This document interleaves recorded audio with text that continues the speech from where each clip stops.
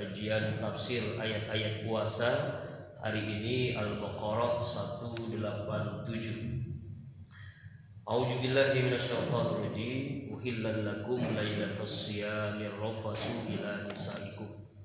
Dihalalkan bagi kalian semua pada malam hari bulan Ramadan bercampur atau berhubungan kepada istri-istri kalian. Hunna libasul lakum wa antum libasul lahunna. Mereka adalah pakaian bagi kalian dan kalian adalah pakaian buat mereka. Alimallahu annakum kuntum takhtatuna anfusakum fataba alaikum wa fa'ankum. Allah Maha mengetahui bahwasanya kalian tidak dapat menahan nafsu. Karena itu Allah ampuni dosa kalian dan memberikan maaf kepada kalian. Fal'an bashiruhunna, maka sekarang ya boleh kalian berhubungan kepada istri kalian. Wabtagu ma kataballahu lakum, ya, dan carilah apa yang Allah tetapkan kepada kalian. Jadi di awal surah Al-Baqarah 187 yang tadi di dalam sholat subuh ya, Faza membaca surah ini rakaat yang pertama, uhillal lakum lailatas siyam. Ya, ini berawal dari asbabun nuzulnya ketika Ishaq ya dari Al-Barra bin Yazid, para sahabat itu sallallahu alaihi wasallam jika seorang puasa lalu ia benar-benar selama 1 bulan itu tidak mau melakukan ya makan minum hubungan suami istri baik di waktu siangnya maupun di waktu malamnya. Nah karena itu ya salah seorang sahabat namanya Qais ya. Nah Qais ini ngantuk sampai tertidur. Kemudian istrinya datang dan melihat suaminya tertidur, dia pun berkata, rugilah engkau, mengapa engkau tertidur? Ya, kemudian hal seperti ini diceritakan kepada Rasulullah Sallallahu Alaihi Wasallam. Ya, lalu dia melakukan hubungan suami istri dan Al-Barra ini menceritakan tentang keadaan sahabatnya yang berhubungan di malam hari Ramadan. Ketakutan khawatir termasuk hal yang dilarang di dalam bulan Ramadan. Kemudian dalam riwayat lain di permulaan Islam ini seseorang itu selama 1 bulan itu tidak mau melakukan hubungan suami istri dan mereka berkeberatan gitu. Kok begini begitu ya? Lalu turunlah ayat kepada Rasulullah SAW, uhillal lakum lailatas siyamir rafasu ila nisaikum. Dihalalkan bagi kalian suami istri berhubungan di malam hari bulan suci Ramadan. Kenapa? Hunna libasul lakum wa antum libasul lahunna. Karena itu mereka itu istri kalian itu adalah pakaian untukmu dan kamu pun adalah pakaian buat mereka. Ibnu Abbas menceritakan yang dimaksud pakaian di sini adalah memberikan ketenangan. Ya. Kemudian Rabi bin Anas menceritakan yang dimaksud hunna libasul lakum adalah selimut. Jadi selimut bagi kalian. Dan pakaian itu kan ada 2. Pertama menutup aurat. Apa maknanya? Suami harus menutupi kekurangan istri, tidak boleh membongkar aib istri. Seorang istri pun seperti itu, pakaian untuk suami. Jadi tidak boleh membongkar aib kekurangan istrinya. Itu maksudnya pakaian. Nah karena itulah Allah Subhanahu wa taala menjelaskan alimallahu annakum kuntum tahtanuna anfusakum fataba alaikum wa fa'ankum. Allah Maha mengetahui kalian ini nggak mungkin menahan nafsu selama 1 bulan, ya tidak berhubungan suami istri. Kenapa? Allah memaafkan kalian. Allah mengampuni kalian. Nah itu. Jadi setelah ayat inilah gembiralah para sahabat, ternyata di malam hari bulan Ramadan itu dibolehkan. Kapan bolehnya? Mulai maghrib sampai sebelum subuh. Lama banget ya. Ya, maksudnya bolehnya. Maka dikatakan Lailatus Syiyam, di malam hari bulan Ramadan. Boleh. Nah itu. Jadi di ayat ini adalah bagian daripada fitrah manusia. Allah Subhanahu wa taala sangat tahu tentang keadaan manusia.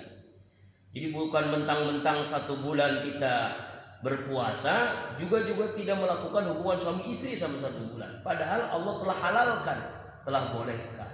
Allah Akbar. Inilah beragama itu nikmatnya setelah kita mengetahui hukumnya. Ya, ini jangan lama-lama kalau jelasin masalah ini ya. Ya, kenapa? Karena memang ya banyak yang masih bujangan. Nah, lalu ayat ini juga menjelaskan tentang masalah puasa. Kan ini ayat-ayat masih berkaitan dengan masalah ayat-ayat puasa. Wa kulu washrabu hatta yatabayyana lakumul khaytul abyad minal khaytil aswadi minal fajr. Makan minumlah hingga jelas terang bagi kalian benang putih dari benang hitam. Apa maknanya? Jadi kita dibolehkan di malam hari Ramadan makan minum sampai jelas. Sampai jelas ini maksud inilah Allahu Akbar. Allah Subhanahu wa taala di Al-Quran ini dengan ayat yang sangat-sangat indah. Jadi tidak langsung menjelaskan waktu subuh dilarang ya untuk makan minum, tapi kalimatnya adalah kejelasan adanya benang putih dari benang hitam. Apa maknanya benang putih dari benang hitam? Yaitu adalah minal fajri, waktu subuh. Jadi kita sejak subuh itu tidak boleh makan dan minum. Ini awal kita berpuasa. Summa atimmus syiyam ilal lail. Kemudian sempurnakan puasa sampai malam. Maksudnya sampai maghrib. Allah Akbar. Ini ya. Jadi dimulai dengan kalimat ya, setelah Allah halalkan hubungan suami istri di malam hari Ramadan, juga dihalalkan makan minum di malam hari Ramadan. Jadi makanya tidak ada Islam ini memberatkan kita siang hari puasa, malam puasa, enggak. Jadi ada waktunya kita berbuka, ada waktunya kita Idul Fitri, ada waktunya kita kembali kepada Allah. Allah Akbar. Abdurrahman bin Zaid bin Aslam menjelaskan bahwa ayat ini tentang ketetapan Allah. Wabtagu ma kataballahu lakum. Jadi Allah menetapkan ketentuan ini agar manusia bisa memahaminya, agar kita hamba Allah itu bisa memahaminya. Ya, jadi ini ketentuan syariat. Jadi di malam hari kita boleh makan minum, boleh melakukan hubungan suami istri sampai jelas terang waktu subuh, jelas waktu fajar. Kemudian kita disunahkan untuk di dalam puasa ini adalah kenapa makan minum? Karena kita disunahkan untuk makan sahur. Kenapa sahur? Pertama, tasaharu fa inna fis sahur barokah. Sahurlah kalian karena sahur itu adalah berkah. Itu pertama coba. Kenapa kita sahur? Karena sahur itu berkah. Ya. Yang kedua, membedakan al-farqu, membeda antara puasanya seorang muslim dengan puasanya orang-orang selain Islam. Jadi orang-orang selain Islam itu nggak ada sahur, Pak. Dia kalau puasa aja. Nah, ini pembeda. Jadi dalam agama Islam ini sangat tahu tentang fitrah manusia. Yang ketiga, innallaha wa malaikatahu yusholluna ala musahhirin. Sesungguhnya Allah dan para malaikat berselawat kepada orang-orang yang sahur. Bayangin tuh. Ternyata bukan hanya kepada orang-orang yang berselawat kepada Rasulullah. Ternyata kita mendapatkan selawat dari Allah dan para malaikat karena kita sahur. Karena hikmahnya luar biasa. Tentunya yang terakhir hikmah dari sahur adalah memberikan kekuatan untuk melaksanakan puasa di siang hari Ramadan. Makanya kita sunnah. Nah, sunnahnya kapan? Nah, ketika itu dari Zaid bin Sabit, Anas bin Malik radhiyallahu an, kami pernah makan sahur bersama Rasulullah sallallahu alaihi wasallam. Setelah itu kami berdiri untuk mengerjakan sholat. Berapa lama jarak antara sahur dengan azan subuh? Maka Zaid bin Sabit menjelaskan sekitar membaca 50 ayat. Jadi kalau 50 ayat waktu sahur kira-kira berapa sebelum subuh? Mungkin 15 menit sebelum subuh atau 15 menit sebelum imsak lah kalau kita ya. Nah, kalau kita kadang-kadang sahur jam 2, jam 3. Ya, ternyata sunnahnya sahur itu diakhirkan, bukan di waktu malam jam 10, jam 11, jam 12, jam 1, jam 2. Itu tidak sunnah. Sunnahnya itu 50 ayat sebelum subuh. Itu sunnahnya. Sebagaimana hadis dari Sahih Bukhari dan Muslim dari Anas bin Malik dan dari Zaid bin Sabit. Itu sunnahnya. Ya, kenapa seperti itu? Supaya kita lebih kuat lagi melaksanakan puasa. Ya kan, kadang-kadang kita ini jam 2 udah sahur gitu ya. Jam 2 bangun, silahkan. Untuk apa? Qiyamul lail, sholat tahajud, i'tikaf, ya Pak ya. Jadi sahurnya itu nanti sudah mendekati waktu subuh, sudah mendekati waktu imsak. Sunnahnya seperti itu, 50 ayat sebelum waktu subuh. Bapak jamaah rahimakumullah, kemudian Allah Subhanahu wa taala masih di ayat yang ke-187. Karena kita hari ini satu ayat ya. Karena panjang ayatnya ya, tetapi memang intinya adalah pertama ini bagian daripada rukhsah, keringanan di dalam Islam. Jadi semua agama, semua aturan Islam, syariat Islam ini adalah syariat yang memudahkan, tapi jangan dipermudah-mudahin, ya Pak ya.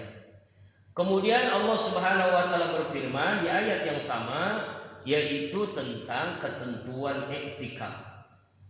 Wala tubasiruhunna wa antum aakifuna fil masajid. Tilka hududullahi fala taqrabuha. Kadzalika yubayyinullahu ayatihi lin-nasi la'allahum yattaqun. Nah, bicara i'tikaf ini adalah bicara tentang Lailatul Qadar. Ini langsung ya. Ini langsung kita masalah i'tikaf dan masalah Lailatul Qadar. Di ayat 187 ini namanya etika adab dalam i'tikaf. Etika dalam i'tikaf adalah kita tidak boleh berhubungan suami istri di malam hari Ramadan. Kenapa? Karena sibuk dengan i'tikaf untuk meraih Lailatul Qadar. Apa itu i'tikaf? I'tikaf itu artinya kita niat tinggal di masjid ya, menetap di dalam masjid dengan niat adalah litaqarrub ilallah, untuk mendekatkan diri kepada Allah Subhanahu wa ta'ala. I'tikaf itu ada 3 masjid yang paling utama. Pertama Masjidil Haram, yaitu di Mekah Al-Mukarramah. Pahalanya kan 100.000 rakaat. Kalau kita melaksanakan sholat 1 rakaat di Masjidil Haram sama dengan pahalanya 100.000. Makanya akhir-akhir Ramadan ini Pak, di Masjidil Haram itu lebih penuh dibandingkan ibadah haji tahun kemarin. Kenapa bisa begitu? Karena orang berlomba-lomba untuk meraih Lailatul Qadar. Itu yang pertama. Yang kedua, tempat i'tikaf yang paling utama adalah Masjid Nabawi di Madinah Al-Munawwarah. Yang ketiga adalah Masjidil Aqsa di Palestina. Nah, Masjid Aqsa di Palestina nih. Allah Akbar. Tapi yang sangat-sangat luar biasa perjuangan Muslim di Palestina ini, selalu dilarang, bahkan digebugin, ditangkap ya oleh Israel laknatullah. Ya, itulah Allah Akbar, perjuangan ya hamba-hamba Allah yang ingin meraih Lailatul Qadar di Masjidil Aqsa, begitu beratnya. Kalau kita nggak ada kan di sini orang sholat digebugin, orang sholat i'tikaf ditangkap, nggak ada kan? Maka kita bersyukur kepada Allah. Ya itu, jadi tempat i'tikaf yang utama itu ada 3, Masjidil Haram, Masjid Nabawi dan Masjidil Aqsa. Lalu setelah itu seluruh masjid di seluruh dunia, ya, seluruh masjid di seluruh dunia. Iktikaf ini disunahkan sebagaimana Rasulullah lakukan di 10 akhir Ramadan. Bahkan sampai beliau wafat. Bahkan pernah suatu hari 1 Ramadan beliau itu iktikaf selama 20 hari, mulai tanggal 11 Ramadan sampai 30 Ramadan atau 29 Ramadan. Saking pentingnya iktikaf. Ya. Kemudian syarat-syarat iktikaf: pertama, muslim; kedua, berakal; ketiga, suci dari junub, janabah, haid dan nifas. Ya, nah itu. Jadi kalau orang kafir iktikaf tidak sah. Anak yang belum mumayyiz, anak kecil belum berakal, itu tidak sah. Orang yang junub, orang haid dan nifas tidak sah. Bagaimana seorang misalnya ketika iktikaf dia mimpi basah, dia harus cepat keluar masjid, mandi janabah, dia berwudu kembali, baru dia boleh untuk melanjutkan iktikafnya. Tapi ada juga yang begitu, ya. Nauzubillah min dzalik. Kemudian rukun iktikaf pertama niat. Ya, innamal a'malu binniyat. Jadi kalau kita tidak mampu dari maghrib sampai subuh, minimal setiap kita masuk masjid niat nawaitu an taqifa fi hadzal masjid taqarrub ila Allah sunnatan lillahi ta'ala. Minimal begitu. Kalau pakai bahasa Indonesia, saya niat iktikaf mendekatkan diri kepada Allah, sunnah karena Allah Ta'ala. Ya, jadi pas masuk pintu masjid, Allah tahli abwaabur rahmatik, langsung kita niat iktikaf. Walaupun hanya sholat maghrib, sholat isya, tarawih, sholat subuh, selama kita niat iktikaf, selama itu mendapatkan pahala iktikaf. Memang utamanya ya berdiam di masjid sejak maghrib sampai subuh, ya kan? Sebagaimana dalam surah Al-Qadar, ya, hatta matla'il fajr, sampai terbitnya fajar. Kemudian iktikaf itu ada dua. Ada iktikaf sunnah, ada iktikaf wajib. Apa ini iktikaf sunnah? Iktikaf yang dilakukan seorang muslim untuk mendekatkan diri kepada Allah, untuk meraih Lailatul Qadar di akhir Ramadan. Ini mulai hari ini nih, tanggal 21 Ramadan sampai tanggal 30 Ramadan atau 29 Ramadan. Tapi memang harus diingat Bapak jamaah rahimakumullah, jangan gara-gara dalam hadis bahwa Lailatul Qadar itu turun hanya di tanggal-tanggal ganjil 21, 23, 25, 27, 29.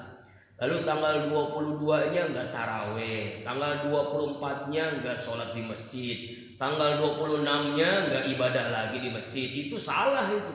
Itu tidak akan meraih Lailatul Qadar. Justru itu adalah bagian daripada kerahasiaan Allah. Allah rahasiakan. Bisa jadi menurut kita ganjil, menurut Allah belum tentu ganjil. Menurut kita itu genap, menurut Allah belum tentu genap, bahkan itu justru ganjil. Ya, untuk meraihnya adalah istiqomah. Jadi jangan dibeda-bedain gitu ya. Jangan di tanggal genap nggak ke masjid, nggak taraweh, itu salah. Justru harusnya istiqomah dari awal Ramadan sampai akhir, baru mendapatkan Lailatul Qadar. Yang kedua, iktikaf wajib. Apa ini iktikaf wajib? Iktikaf karena didahului dengan nazar atau janji seseorang kepada Allah. Misalnya begini, sebelum Ramadan dia sakit, lalu dia berjanji, ya Allah, kalau saya sembuh saya akan iktikaf. Maka iktikafnya jadi wajib, dia tidak boleh meninggalkannya. Namanya wajib. Ya, kenapa? Karena dia nazar sebelum iktikaf itu udah nazar dulu, janji kepada Allah. Kalau bisnis saya goal, saya akan iktikaf, maka wajib tuh hukumnya. Iktikaf wajib. Jadi tidak boleh tinggalkan, wajib hukumnya. Ya. Kemudian waktu iktikaf. Tadi saya bilang dari awal Ramadan sampai akhir Ramadan itu sudah boleh. Kemudian menurut Imam Mazhab Syafi'i, kita masuk saja ke masjid, kemudian niat iktikaf, maka mendapatkan pahala iktikaf walaupun nggak ngapa-ngapain. Ya, sejenak, sesaat. Misalnya ya kita mau masuk masjid ya pokoknya niat aja gitu ya. Sholat tahiyatul masjid, i'tikaf, dapat pahala i'tikaf. Baik siang ataupun malam atau pagi atau kapan aja. Sedangkan menurut mazhab Hambali minimal 1 jam. Minimal 1 jam. Jadi berarti kalau dia sholat isya sama taraweh lah ya, itu sudah dikatakan i'tikaf di masjid begitu ya. Lalu apa yang dilakukan dalam i'tikaf? Yang dilakukan dalam i'tikaf adalah sholat sunnah, perbanyak sholat sunnah, tahiyatul masjid, ya qobliyah ba'diyah, tahajud, ya kan, sholat duha kalau pagi hari, sholat taraweh, sholat witir, sholat hajat, pokoknya perbanyak sholat sunnah. Kemudian baca Al-Quran, tentunya tadarus, tadabbur Al-Quran. Kemudian kita tasbih, tahmid, tahlil, takbir, istighfar, sholawat, doa, pokoknya niat kepada Allah semua ibadah.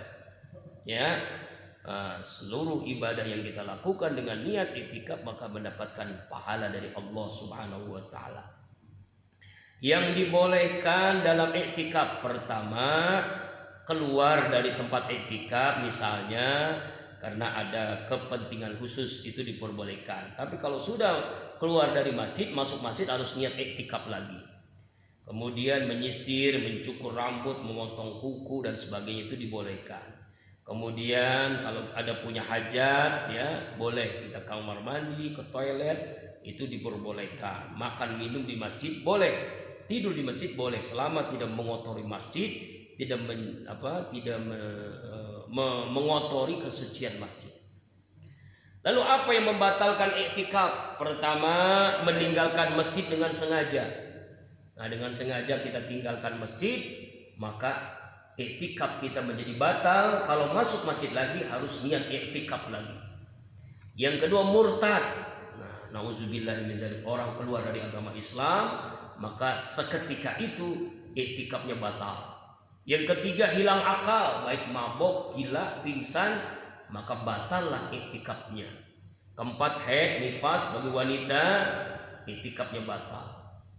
Nah, kemudian hubungan suami istri pasti itu ya, i'tikafnya batal ya. Atau dia pergi sholat Jumat ya, kalau misalnya dia i'tikafnya di musola, nah maka i'tikafnya batal, dia harus niat i'tikaf makanya diutamakan masjid yang ada sholat Jumatnya. Bolehkah i'tikaf di musola? Boleh ya, boleh selama tidak ada tempat untuk i'tikaf di masjid. Tapi kalau masih ada masjid ya, yang utama adalah di masjid. Jamaah rahimakumullah, ini tentang i'tikaf. Ya, Rasulullah SAW memerintahkan kepada keluarganya, kepada istri anaknya untuk mengencangkan pinggangnya. Apa maknanya? Mengencangkan pinggangnya ini adalah untuk meraih Lailatul Qadar ya, karena hanya umat Rasulullah yang bisa meraih Lailatul Qadar. Mari kita lihat ayatnya. A'udzubillahi minasyaitonirrajim. Inna anzalnahu fi Lailatul Qadar. Sesungguhnya kami menurunkan Al-Quran di malam Al-Qadar ya. Kalau kita sering nyebut malam Lailatul Qadar, padahal kalau Lailah itu malam, Lailatul Qadar saja begitu ya, ya di Lailatul Qadar ya, atau malam Al-Qadar. Al-Qadar ini maknanya ada beberapa. Pertama, maknanya adalah ketentuan Allah. Allah menentukan tentang keadaan kita. Makanya ada qada dan qadar. Rukun iman itu ada qada dan qadar. Allah tentukan rezeki kita, Allah tentukan umur kita dan seterusnya. Kemudian al-qadar itu artinya adalah kemuliaan. Allah muliakan yang mendapatkan Lailatul Qadar di dunia dan di akhirat. Yang ketiga, al-qadar itu maknanya sempit. Kenapa dikatakan sempit? Karena saking banyaknya malaikat turun ke dunia ini. Bayangkan, tanazzalul malaikah, turun seluruh malaikat. Jadi malaikat yang turun itu bukan hanya 1-2 malaikat, seluruh malaikat turun. Saking banyaknya malaikat, dalam tafsir Misbah karya Pak Quraisy Shihab, seluruh malaikat turun. Makanya sempit Al-Qadar itu. Seandainya manusia, orang beriman, muslim, mukmin melihat malaikat, seandainya nih orang nggak ada yang di rumah, Orang nggak ada yang di jalan, orang nggak ada yang di di tempat belanja, di pasar, di warung, nggak ada, semuanya di masjid. Kalau saking malaikat ini benar-benar memberikan keberkahan, doanya diaminkan oleh para malaikat. Malaikat mendoakan orang-orang yang iktikaf di masjid. Ya, itu makna al-qadar, maknanya ketentuan, maknanya kemuliaan, maknanya sempit. Wa ma adraka ma lailatul qadar, apa yang dikatakan ya Muhammad tentang Lailatul Qadar? Lailatul Qadar khairum min alfi syahrin. Lebih baik dari 1000 bulan. Apa 1000 bulan itu? Maknanya adalah 84 tahun lebih. Jadi kalau kita misalnya infak 1000 rupiah, maka sama aja kita infak 1000 dikali 1000 bulan dikali 84 tahun. Kalau pas kebetulan kita sholat sunnah 2 rakaat, maka sama sholat sunnah 2 rakaat itu selama 1000 bulan, selama 84 tahun. Tuh, ya, selama itu kita sholat tahajud, selama itu tahajud kita sama dengan 84 tahun. Begitu hebatnya Lailatul Qadar ini, masya Allah. Dan ini hanya pada umat Rasulullah Sallallahu Alaihi Wasallam. Umat-umat yang lain gak pernah mendapatkan ini. Kenapa? Karena umurnya panjang. Ya, umurnya panjang. Allah Akbar. Ya, itulah pentingnya kita selalu berdoa kepada Allah untuk meraih Lailatul Qadar. Lalu apa doa? Doa yang dipanjatkan oleh Rasulullah sebagaimana yang kita baca selama selama kita sholat tarawih. Allahumma innaka afuun tuhibbul afwa fa'fu anni. Kalau kita kan Allahumma innaka afuun karim tuhibbul afwa fa'fu anna ya karim. Allahumma inna nas'aluka ridhaka wal jannah wa na'udzubika min sakhatika wan nar. Itu doa yang Rasulullah SAW baca untuk meraih Lailatul Qadar. Ya Allah, Engkau maha pemaaf, Engkau maha pengampun, maafkan hamba ya Allah. Engkau suka mengampuni, maafkan hamba ya Allah. Ya Allah ya Rabbana, Allah nas'aluka ridhaka wal jannah. Kami hanya ingin ridhamu dan ingin surgamu. Karena itulah kami mohon ya Allah surgamu ya dan ridhamu. Allah Akbar. Siapa orang yang membaca doa Allahumma innaka afuun karim, Allahumma inna nas'aluka ridhaka wal jannah wa na'udzubika min sakhatika 3 kali dalam doanya, maka jaminan Rasulullah orang itu mendapatkan ridho Allah dan mendapatkan surganya Allah Subhanahu wa ta'ala. Kemudian sampai kapan malaikat turun? Ya, malaikat ngapain saja kan? Ya, ini bukan hanya malaikat, jutaan malaikat, wallahu alam jumlahnya enggak kehitung. Waruhu fiha, dan malaikat Jibril pun ikut turun. Ya, turun di malam Lailatul Qadar itu. Tentunya biizni rabbihim, dengan izin Tuhannya. Ya salamun hatta matal, sampai terbitnya fajar. Sampai terbitnya fajar malaikat itu mendoakan orang-orang yang i'tikaf di masjid. Dan orang-orang yang i'tikaf di masjid doanya diaminkan oleh para malaikat. Makanya di masjid-masjid yang di mana tuh, di Masjid Baitul Ihsan Bank Indonesia itu, dia menyiapkan tempat-tempat, ada yang kayak kamar-kamar gitu ya, ada yang keluarga besarnya itu, ada kapling-kaplingnya Pak, ada kapling-kaplingnya, gratis i'tikaf di masjid, cuma bayarnya untuk buka puasa dan sahur. Bahkan 10 hari akhir Ramadan itu ada paket 10 hari akhir Ramadan, ada paket 5 hari, itu bayar sesuai dengan untuk buka dan sahurnya, jadi nggak pulang-pulang. Di Masjid Baitul Ihsan, di Masjid Sunda Kelapa itu ada tuh Pak, masya Allah. Jadi orang-orang yang ingin meraih itu, mudah-mudahan Masjid Nurul Falah bisa melaksanakan itu. Semua kita bisa i'tikaf, bisa meraih Lailatul Qadar. Amin ya Allah ya Rabbal Alamin. Mudah-mudahan alhamdulillah kita sudah menyelesaikan tafsir ayat-ayat puasa, ayat 183, 184, 185, 186 dan 187 kali ini. Semoga kita dapat mengamalkannya, memahaminya, dan kita terjemahkan dalam keseharian kita, dan akhir Ramadan kita bisa meraih Lailatul Qadar, dan ujung-ujungnya kita termasuk hamba Allah yang minal abidin wal fa'idin.